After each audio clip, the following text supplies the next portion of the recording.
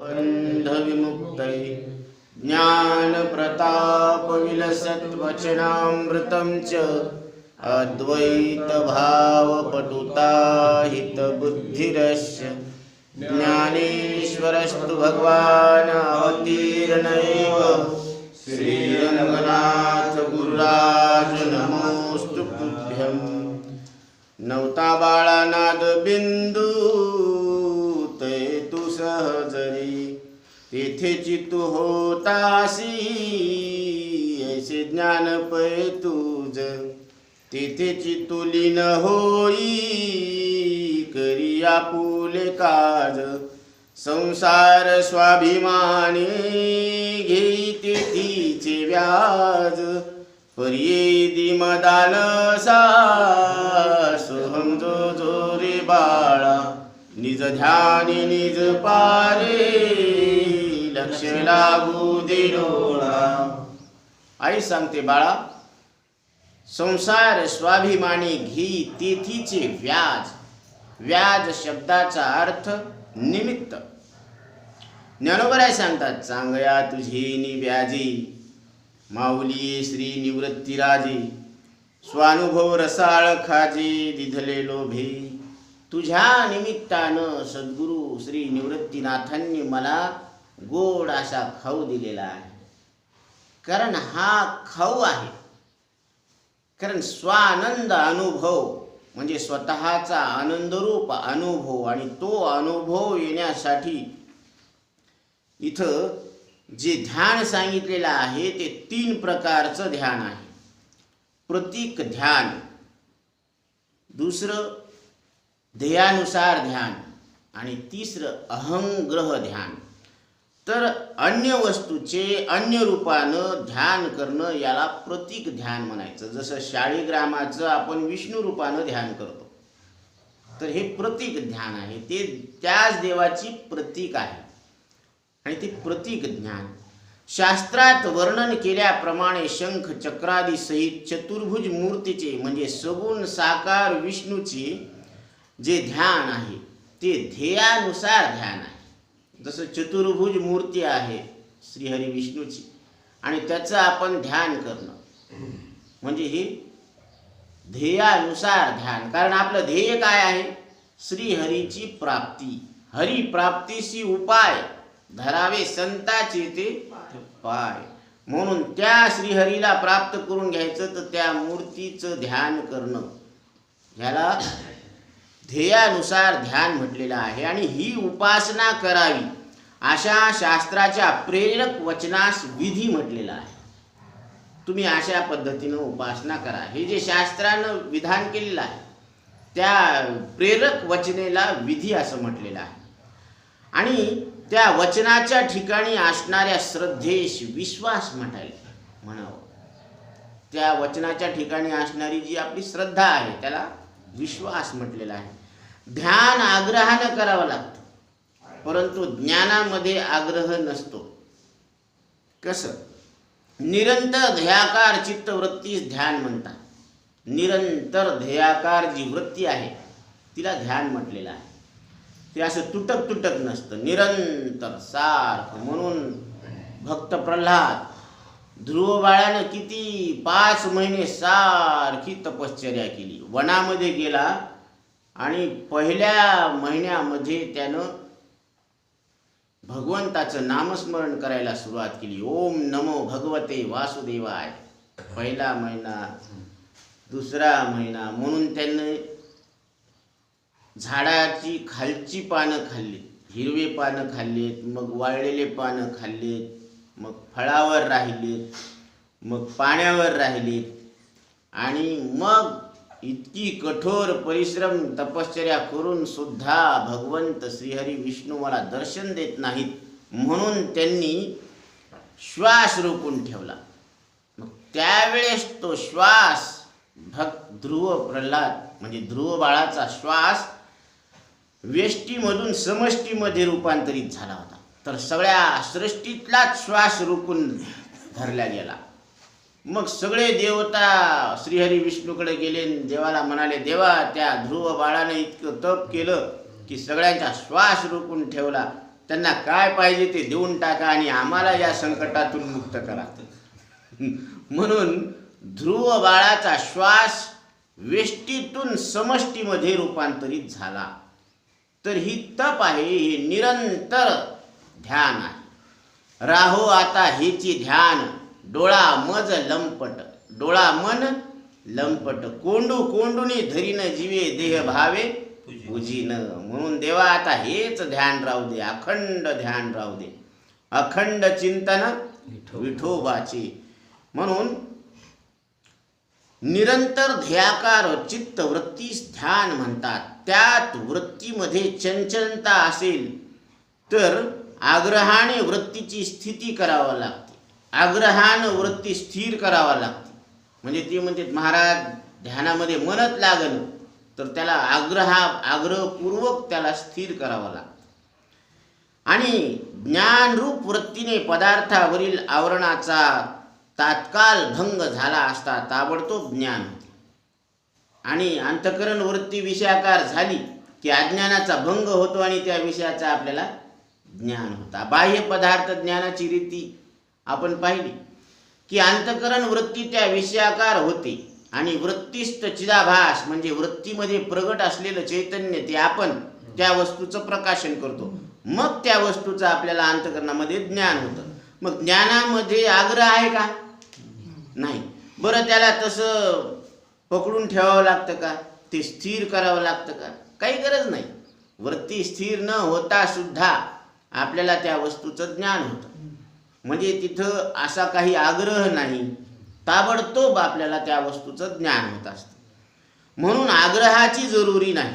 चतुर्भुज विष्णूच्या ध्यानाप्रमाणे मी ब्रह्म आहे हे ध्येयानुसार ध्यान आहे. चतुर्भुज श्रीहरी विष्णूची जी मूर्ती आहे त्याचं ध्यान करणं आग्रहानं, याला ध्येयानुसार ध्यान म्हटलेलं आहे. म्हणजे ते प्रतीक ध्यान नाही. यात फक्त ध्येयाकार वृत्ती असते, याच्यामध्ये फक्त ध्येयाकार वृत्ती असते. आणि तिसरं आहे ब्रह्मध्यानामध्ये ब्रह्माचे आत्म्याशी अभेद चिंतन करून ध्यान असते, म्हणून त्यास अहंग्रह ध्यान म्हटलेलं आहे. याला अहंग्रह ध्यान म्हटलेलं आहे. मग ध्येय स्वरूपाचा आपल्याशी अभेद करून चिंतन करणे हेच अहंग्रह ध्यानाचे स्वरूप आहे. म्हणजे ध्येयरूप काय आहे? लक्ष लावून राहा गोविंदुगा. मग जे लक्ष ध्येय ब्रह्म आहे आणि त्या ब्रह्माचं अभेद चिंतन करणं म्हणजे भेदाचा बाध करायचा आणि ते ब्रह्म मी आहे, तो हा विठ्ठल बरवा, हे महावाक्य, तो हा माधव बरवा, तो ज्याला आपण तो म्हणतो ना, तो माधव हा आहे आत्ता इथं कानाद्वारे शब्दाला जाणणारा, हे प्रत्यक्ष आहे. म्हणून तळ हातावर आवळा जितका प्रत्यक्ष आहे तितकाच तुम्ही आत्ता इथं कानाद्वारे शब्दाला जाणणारे ब्रह्मरूप प्रत्यक्ष आहात आणि तुमच्या ठिकाणी जन्म मृत्यूचा लेश नाही. करतळी आवळे तैसा हरी. म्हणून आपल्याशी अभेद करून चिंतन करणे हेच अहंग्रह ध्यानाचे स्वरूप आहे, ध्येय स्वरूपाचा. म्हणजे ध्येय स्वरूप ब्रह्म आहे. आणि ज्या पुरुषास ब्रह्माचे आत्मत्वाने अपरोक्ष ज्ञान होत नाही, आता सद्गुरूंनी सांगून सुद्धा आपल्या ठिकाणी मी ब्रह्म आहे असा अपरोक्ष निश्चय ज्याच्या ठिकाणी होत नाही, त्यानं काय करावं? त्याने विधीने, विश्वासाने आणि हट्टाने हट्ट धरायचा. जसा बाल हट्ट, स्त्री हट्ट. आता संक्रांतीला स्त्रिया हट्ट करतात की मला शालू आणून द्या. आता पहिले लॉकडाऊननं 0 बजेट झालेले आहे, त्याला शालू कुठून आणून द्यायचा? पण आता स्त्री हट्ट म्हणल्यावर मग तो स्त्री हट्ट पुरवावा लागतो. बाल हट्ट, मला खेळणंच पाहिजे. आता बाळ ते रुसलं ना, ते जसं काय झालं माहिती का, रुकवत होतं आणि लग्नामध्ये साखरेचा हत्ती केला. आता 3 लेकरं होते. आता एक सगळ्यात लहान होतं, तर ते एकाला मुंडक्याकडचा भाग आला, एकाला पोटाकडचा भाग आला आणि एकाला शेपटीकडचा भाग आला. ते दोन्ही पोरं हसू हसू खाऊ लागले आणि एक रुसून बसलं. ती म्हणे, आई म्हणली, अरे हे दोघं खायला लागलेत मस्त खेळू खेळू आणि तू का रुसला? ते म्हणतं मला जिंकून हागत तिकडचं मिळालं. अरे ते साखरेचा हाती आहे, त्यांना हागलं तरी काय हागणार, साखरच हागणार ना, म्हणून तू हुम्मा. पण त्या बाल मनामध्ये कसा हट्ट धरला आता. आणि हा स्त्री हट्ट, तसा राज हट्ट म्हणजे राजाचा हट्ट आहे. तसं हा आत्महट्ट करायला पाहिजे की मला ब्रह्म का कळत नाही. सद्गुरू इतक्या सोप्या युक्त्या प्रयुक्त्या करून सायास करून आपल्याला सांगायला लागले. त्यांनी आपलं जीवन सगळं आपल्यासाठी खर्च केलं. त्यांची उपासना आहे ही. आणि इतक्या प्रयत्नानं कष्ट करून सांगून सुद्धा आपल्याला इतकं सोपं तत्व कळत नाही. याचा अर्थ काय, कुठं चुकायला लागलं नेमकं. म्हणून असा हट्ट धरायचा की ते तत्व मी लक्षात घेणारच. म्हणून ह्याला हट्टाने निरंतर मी ब्रह्म आहे असे अहंग्रह ध्यान केले तर त्यास ज्ञान होऊन मोक्ष प्राप्ती होईल. त्याला ज्ञान होतं आणि मोक्ष प्राप्ती सुद्धा फक्त हट्ट धरावा लागतो. म्हणून असा हट्ट धरायचा. आता दृष्टी पुढे ऐसाची तू राहे, जो मी तुझं पाहे पांडुरंगा. आता दृष्टी पुढं तू असाच राहा. माझ्या दृष्टी समोरून तू जरा सुद्धा क्षणभर सुद्धा वेगळा होऊ नको. म्हणून न हो अंग संग तुटी. देवा तू थोडा वेळ सुद्धा माझ्या दृष्टी समोरून बाजूला जाऊ नको. म्हणून गात्रे माझी पांडुरंगा, नको जाऊ देऊ भंगा. हे तुझं स्वरूप यथार्थ रूपानं कळल्याशिवाय हे शरीर सुटू देऊ नको. एवढंच काय आहे तुला माझी विनंती आहे. म्हणून इथं जे अनाहत ध्वनी आहे ओंकार, तर त्याच्याबद्दल इथं सांगतात की सासू की माला पे सिमरू मैं हरी का नाम. जसं आपण प्रत्येक श्वासाला हरीचं नाव घ्यावं. कारण श्वासागणिक जन्मभरीच्या श्वासा इतके मोजिले मी प्राण, बाई मी विकत घेतला श्याम. तो श्याम आता त्या श्यामवर माझीच सत्ता असावं, त्या हरीवर माझी सत्ता असावी असं वाटलं अंतकरणात. आणि जन्मभरीच्या श्वासा इतके सगळे श्वास भगवंताच्या चरणी अर्पण केले. आणि ते श्वास अर्पण केल्यामुळं तो हरी आला तो हातात आला ना. मग कैची भय चिंता, आता भयच राहिलं नाही. अंतकरणामध्ये जी मृत्यूची भीती होते ती राहिली नाही. असं मन निर्भय निधड बिनधास्त झालेलं आहे. म्हणून हरीची प्राप्ती आपुला तो एक देव करुणी घ्यावा, तेने विन जीवा सुख नोहे. म्हणून अजपा जपने उलट प्राणाचा, तेथेही मनाचा निर्धारू असे. प्रत्येक श्वासाला हरीचं नामस्मरण आणि सोडलेल्या श्वासाला सुद्धा हरीचं नामस्मरण, त्या श्वासावर ध्यान ठेवणं. म्हणून पद्मासनामध्ये बसून ज्ञान मुद्रा करून डोळे बंद करून श्वासावर लक्ष ठेवणं म्हणजे श्वासावर केंद्रित करणं आपलं लक्ष, की श्वास आला आणि श्वास गेला. याला श्वास आणि उच्छ्वास म्हणतात. म्हणून अजपा जपणे उलट प्राणाचा म्हणजे प्राण आला आणि गेला, ह्याला आपण जाणलं म्हणजे ही क्रिया आहे चालू. आणि ह्या क्रियेला आपण जाणायला लागलो साक्षी रूपानं. मग तो प्राण आपण आहोत का? नाही. प्राणाला आपण जाणणारे, त्याच्याहून वेगळे आहोत, त्याचे द्रष्टा आहोत, साक्षी आहोत. पण या प्राणागणिक भगवंताचं नामस्मरण करणं आणि तो आवाज जो अनाहत ध्वनी आहे, ओंकार ध्वनी, ज्याला नाद ब्रह्म म्हटलेला आहे, जे तुर्यातीत आहे. कारण जागृती स्वप्न सुषुप्ती या तिन्ही देहाचा बाध झाला आणि ह्यांच्या सापेक्ष जे महाकारण देह आहे त्याला म्हणजे शुद्ध ज्ञानाला आपल्यालाच तुरीय असं नाव आलेलं आहे. म्हणून आपण तुर्यातीत आहोत. कारण तुर्याला नामरूप नाही. नामरूप रहित असलेलं जे आपलं शुद्ध स्वरूप आहे त्याला तुर्यातीत म्हटलेलं आहे. म्हणून या नाद ब्रह्माचं जे ज्ञान आहे, तो जो नाद आहे तो आपल्याला कानानं ऐकायचा आहे. म्हणून याच शरीरामध्ये तो नाद उपलब्ध आहे. तो डोळे बंद करून कानानं तो आवाज ऐकायचा आहे. आता तो ऐकत असताना जसं विहीर खोदण्यासाठी फावड्यानं आपण काय करतो, माती काढतो आणि बाजूला टाकतो, तसं एक श्वास घेतला म्हणजे आता ही विहीर आहे.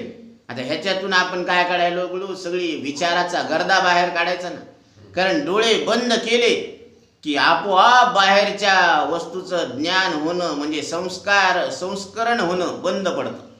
कारण जागृत अवस्था नेत्रस्थान, जागृतीचं जे मूळ काय आहे, नेत्रस्थान. डोळ्यानं सगळे व्यवहार होत असतात आणि डोळेच बंद केले तर मग मात्र संस्करण बंद झालं, चित्रीकरण बंद झालं, रूप सृष्टी बंद झाली. आता कानानं तो नाद ऐकायचा. या शरीरामध्ये हा फार मोठा कारखाना चालू आहे आणि या कारखान्यामध्ये जे आवाज होतात ते आपण महसूस करायचे. म्हणजे काय करायचे, सिर्फ एहसास है रूह से महसूस करो, प्यार को प्यार ही रहने दो, रिश्तों का इल्जाम न दो. म्हणजे हा फक्त अनुभव आहे, त्याला नाव देता येत नाही. आणि जसं आपण म्हणू की हा कावळ्याचा आवाज आहे, हा चिमणीचा आवाज आहे, हा कोकिळेचा आवाज आहे, हा घंटानाद आहे, असं वर्गीकरण करता येतं इंद्रियाद्वारे येणाऱ्या आवाजाचं. पण आतमधला जो काही आवाज आहे त्या आवाजाचं वर्णन करता येत नाही. हे ज्याचा त्यालाच अनुभव येतो आणि त्यानं तो अनुभव घ्यायला पाहिजे. फक्त महसूस म्हणजे फक्त तुम्हाला ते घेता येतो, ते कसं आहे हे सांगता येत नाही. म्हणून तो आवाज, तो नाद, तो ध्वनी, ती लहरी, ते कंपन प्रत्येक शरीरामध्ये विद्यमान आहे. म्हणून रेडिओमध्ये ध्वनी लहरी आहे आणि हा प्रकाश म्हणजे विद्युत लहरी आहे. आणि आपण ज्ञान स्वरूप ब्रह्मस्वरूप आहोत तर आपण ज्ञान लहरी आहोत. सर्व सुखाचे लहरी ज्ञानाबाई अलंकारू. आपण कोण आहोत, सुखाची लहर आहे. म्हणून लहर जशी वाऱ्याची एक झुळूक, ती आपण अनुभव घ्यावा तिचा, की पाऊस पडलेला आहे आणि वाऱ्याची झुळूक आली तर कसा गारवा झोंबतो, तसं हा नाद आपल्याला झोंबतो. त्याचा फक्त अनुभव आपण घ्यायला पाहिजे. तो नाद आपण ऐकण्याचा प्रयत्न करायला पाहिजे, कानानं ऐकायचा आहे. म्हणून विचाराच्या गर्द्यामुळे तो ऐकू येत नाही. आता आहे तो नाद, पण विचाराच्या गर्द्यामुळे तो ऐकू येत नाही. म्हणून त्याला थोडा सुद्धा विचार सहन होत नाही. इतकं काय आहे ते सूक्ष्म आहे. कारण गर्द्यामध्ये एखाद्या माणसाला जर आपण पाहू लागलो तर ते दिसतं का? जत्रेमध्ये जो माणूस एका दृष्टीनं दिसला पण दुसऱ्या क्षणामध्ये गर्दी इतकी झाली की तो दिसेनासा झाला. मग ज्यावेळेस ती गर्दी हळू विरळ होईल, कमी होईल, मग त्या माणसात तो माणूस दिसेल ना. तसं अंतकरणामध्ये विचाराची गर्दी ज्यावेळेस हळू कमी होईल, आणि ही विचाराची गर्दी कधी कमी होईल, ज्यावेळेस इंद्रियाद्वारे विषयाचं जे चित्रीकरण आहे, जे अंतकरणामध्ये पास होणार ते इनपुट बंद झालं की ऑटोमॅटिक चित्रीकरण थांबलं. म्हणून डोळ्याद्वारे रूपसृष्टी बंद झाली, नाकाद्वारे गंधसृष्टी बंद झाली, फक्त श्वास चालू आहे. आणि त्वचेद्वारे स्पर्शसृष्टी बंद झाली, जिभेद्वारे रससृष्टी बंद झाली. आणि फक्त कान उघडे ठेवून या कानानं तो अनाहत ध्वनी, अनाहत नाद ऐकायचा. त्याला ब्रह्मनाद म्हटलेला आहे. नाद ब्रह्म म्हणजे स्वर, तो नाद ऐकायचा. त्याचा आवाज कसा आहे ती तुलना करता येत नाही, तो कसा आहे. म्हणून तुरिया म्हणजे शुद्ध आत्मा तुर्यातीत आहे. जागृत स्वप्न सुषुप्ती सापेक्ष तुरीय आहे, म्हणजे चौथा. पण आता 3 कल्पित ठरल्यानंतर चौथा कोणाला म्हणावा?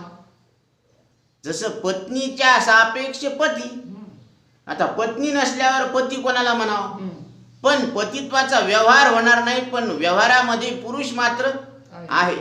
तसं जागृती स्वप्न सुषुप्ती हे खोटं ठरलेलं आहे. आणि हे खोटं ठरलं म्हणजे तत्सापेक्ष तुरीया हे जे नाव आलेले आहे आपल्या ठिकाणी, तर ते नाव सुद्धा खोटं ठरलेलं आहे. म्हणून आपण तुर्यातीत आहोत. तुर्यगा तुर्यातीत असं आपल्याला शब्द आहे. आणि तो महाकारण देह आहे. हा कोणता देह आहे? महाकारण देह. म्हणून ह्याला मूर्धनी स्थान आहे, म्हणजे हृदयामध्ये स्थान आहे. म्हणून परावाणी इच्छा शक्ती म्हणजे निर्विकल्प सुखाचा भोग घेण्याची इच्छा. कारण आता अंतकरण आहे, परंतु त्या अंतकरणामध्ये विकल्प आहे, विचारांचा एक प्रवाह आहे. जसं प्राण म्हणजे काय आहे? श्वासांचा अविरत वाहणारी अखंड धारा, ज्याला प्राणशक्ती म्हटलेलं आहे. हे प्राण येतात आणि जातात, त्याचं बिल भरतो का आपण? मग लाईट बिल ध्यानात आहे, पण श्वास ध्यानात नाही. आयुष्य जात आहे पहा, काळ जपत असे महास्वहिताचा घोर वहा, ध्यानी रहा श्रीहरीच्या. म्हणून अविरत अखंड जी धारा वाहायला लागलेली आहे ती प्राणाची आहे. आणि या अंतकरणामध्ये सुद्धा अखंड विचाराची धारा वाहत आहे. म्हणून त्या अखंड धारेला जाणणारे आपण अखंड परमात्मा आहोत. कारण ही धारा स्वप्नामध्ये सुषुप्तीमध्ये बंद पडते, कारण ते मन अज्ञानामध्ये लीन होऊन जातं. म्हणून स्वप्नामध्ये एकटंच मन कल्पना करत असतं आणि झोपेमध्ये ते कल्पना करलेलं मन कल्पना करू करू थकत. आता बाळ कौरव खेळण हो, ते खेळता खेळता खेळता थकलं आणि आईच्या कुशीत जाऊन झोपलं. तसं हे मनरूपी बाळ हे चैतन्य रूपी आईच्या कुशीत जाऊन झोपलं, अज्ञानात लीन झालं ते. म्हणून ते मन सुषुप्तीमध्ये ती धारा खंडित होते. विद्युत पुरवठा खंडित झाल्यामुळं पुढची मालिका दिसणार नाही, क्षमा असावी. तस ही जी संसाराची मालिका आहे ना, ती झोपेच्या दोषामुळं बंद पडलेली आहे, क्षमा असावी. म्हणून ज्यावेळेस ते मन आता परत झोपेतून उठेल त्यावेळेस मग जागृतीचे व्यवहार चालू ऑनलाईन. म्हणून हे मन आहे आणि ह्या मनामध्ये विचारांची गर्दा आहे, धारा आहे. आणि त्या गर्द्यामुळं असलेला नाद आपल्याला ऐकता येत नाही. आणि त्या नादाचे फरक सांगतात. आता यामध्ये या महाकारण देहामध्ये प्रणवाची अर्धी मात्रा आहे, प्रत्येगात्मा अभिमान आहे, ज्याच्या त्यालाच तो अनुभव येणार आहे. आणि या निराकार कारण सृष्टीमध्ये दोन वस्तूची टक्कर झाली की नाद उत्पन्न होतो. पण हा नाद तसा नाही. हा निराकार ब्रह्मस्वरूपाचा हा नाद आहे आणि तो नाद निर्माण झालेला नाही, हा आपोआप ऐकू येतो. पण हे ऐकण्यासाठी आपल्याला विचाराचा गर्दा कमी करावा लागेल. आणि तो विचाराचा गर्दा कमी झाला की मग ही नाद ब्रह्म ही जी लहर आहे ती आपल्याला ऐकू येते. आए सुर के पंछी आए, सामवेद की रस गंगा से लहर उठाते आए. ही सामवेदातून ही ज्ञानाची म्हणजे स्वरांची गंगा आणि त्या गंगेतून हे लहरी उत्पन्न झालेल्या आहेत. आए सुर के पंछी आहे, सा रे ग म प ध नि सा याचा रियाज करावा लागतो, मग गायन येत असतं. म्हणून हे जशी लहर आहे ना, तशी नाद ब्रह्माची सुद्धा एक लहर आहे आणि ती या कानानं ऐकू येते. पण विचाराचा गर्दा कमी करा आणि त्या कमी करण्यासाठी ध्यान करावं लागतं. म्हणून ध्यानाचं आपण पूर्वी विश्लेषण पाहिलं तर या नाद ब्रह्मातून जी ध्वनी ऐकू येते ना, तर त्याचे नाही का 10 प्रकार सांगितलेले आहेत. कशी कशी अनुभव आहे हा, की सुरुवातीला आपल्याला चिनी म्हणजे असा सामान्य सन्नाटा असा वाटतो. जसं रात्रीच्या वेळेस कसं सन्नाटा असतो तसा सन्नाट्याचा आवाज येतो. तुम्ही अजून थोडंसं बारकाईनं निरीक्षण करून पहा की या शरीरामध्ये कान बंद करायचे दोन्ही ह्या बोट टाकून. आता साधनं उपलब्ध आहेत, हेडफोन घातलं की कान ऑटोमॅटिक बंद होते. ऐका ना. आणि तो हा किती कारखाना आहे, ह्याचा कसा झन्न असा झन्न आवाज येतो. तर तसा सन्नाटा आवाज येतो, त्याला चिनी नाद म्हणतात. आता दुसरा आहे चिंचणी नाद. म्हणजे ते चिचड असतात ना नागतोडे, ते चिर करतात रात्रीच्या वेळेस, तसा ध्वनी. आणि या ध्वनीमुळं शरीरामध्ये वेदना होतात. फल सांगितलेलं आहे, नाद किती आणि फल किती. तर तिसरा आहे घंटानाद. ते घंटी वाजल्यासारखा नाद ऐकू येतो आपल्याला. तर त्या नादामध्ये काय होत असतं, चित्त खिन्न होऊन जातं, त्याचं मनच लागत नाही. मग त्या साधकानं साधना करणं सोडायचं नसतं. मन नका का लागणं, पण साधना करत राहायची. कारण साधना साध्याकडे नेत असते आणि ते साध्य प्राप्त होत असते. आणि साध्य काय आहे, ब्रह्मतत्व. त्या आनंदाचा आपल्याला उपभोग घ्यायचा. याची देही याची डोळा भोगो मुक्तीचा सोहळा. मुक्त व्हायचं नाही, मुक्तीचा सोहळा भोगायचा. म्हणून चौथा आहे शंखनाद. आणि हा नाद ऐकल्यानंतर डोक्यामध्ये वेदना सुरू होतात. वेदना सुरू व्हायला लागली की समजायचं की ते काम करायला लागलं. काय व्हायला लागलं, काम व्हायला लागलं, साधना सफल व्हायला लागली. कारण जर थोडे थोडे जरी बोटामध्ये हालचाल चालू झाली की डॉक्टरला आनंद होतो. त्याला वाटतं की आता आपल्याला यश मिळालं, कारण बोटाची हालचाल चालू झाली. तसं डोक्यामध्ये वेदना सुरू झाली, शंखनाद. आणि नंतर काय होत असतं, वीणानाद. म्हणजे विण्याचा नाद ऐकू येतो, त्याच्यामध्ये ताळूला झरे फुटत असतात, असा अनुभव येतो. म्हणून असं एक आसन आहे की ही जीभ जी आहे ना, ती अशी खाली घ्यायची, इकडे लावायची. तर तिथून नाही का एक अमृताची एक नस आहे, तर ती नेहमी नाही का ती ओलसर असते. मग तिथून अमृताचा झरा निघत असतो. तर परत ताल नाद. मग नंतर ताल, त्या तालाचा नाद येत असतो, तो आवाज येत असतो. तर ह्यामुळं काय होत असतं, अमृतपानाचा आपल्याला अनुभव येत असतो. हे फल आहेत बघा, नाद आणि फल. हे फक्त अनुभव घ्यायचा. एक एक एक एक नाद आपल्याला ऐकू येत असतात. कारण साधना आता लगेच केलं आणि लगेच होईन असं नसतं. हे साधना करत करत करत 1 दिवस 2 दिवस महिना 2 महिने लागतील, पण एक फायदा तर होईल ना, अंतःकरणातल्या विचाराचा तर गर्दा कमी होईल ना. म्हणून गर्दा कमी झाला की मग आपोआप हे नाद आपल्याला ऐकायला येतात. नंतर बासरीचा नाद ऐकू येतो. आणि बासरीचा नाद ऐकल्यानंतर गुह्य ज्ञानाची प्राप्ती होत असते.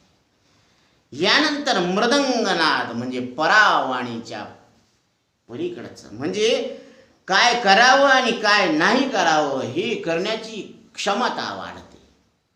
म्हणून व्यवहारामध्ये आपण एखादं कार्य करावं का न करावं, हे जी आपल्या द्विधा मनस्थिती असते ना, ती मनस्थिती मग राहत नाही. मग त्याच्यामध्ये कोणतं कार्य करावं आणि काय करू नये हे त्याला आपोआप कळत असतं. आणि नंतर भेरीनाद. या भेरीनादानं काय होत असतं, त्याला दिव्य दृष्टी प्राप्त होत असते. आणि नंतर शेवटी म्हणजे 10वा जो आहे नाद, तो मेघनाद.